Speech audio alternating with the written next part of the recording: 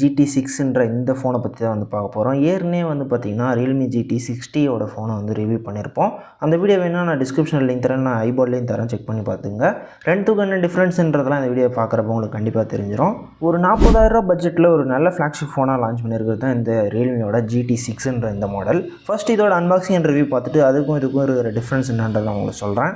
Realmeயும் IQ போல black colour box தான் வந்து கொடுத்துருக்காங்க. சிம்பிளான பாக்ஸ். அதில் ஏஐன்னு போட்டிருக்கு. பாக்ஸ் ஓப்பன் பண்ணால் உள்ளே ஒரு பாக்ஸ் இருக்கும். அந்த பாக்ஸில் வந்து பார்த்திங்கன்னா ஸ்டிக்கர்ஸு, கேஸு, அப்புறம் paper works, sim ejector tool வந்து கொடுத்துருக்காங்க. அதை எடுத்து வச்சுட்டு அப்புறமேட்டா பார்த்திங்கன்னா நம்மளோட ஃபோன் உள்ளே இருக்குது. அதை வந்து பின்னாடி பெருக்கலாம். அதுக்கப்புறம் வந்து பார்த்திங்கன்னா உள்ளே வந்து 120 வாட்ஸ்க்கான அடாப்டர் இருக்குது. And then USB to C type cable இருக்குது.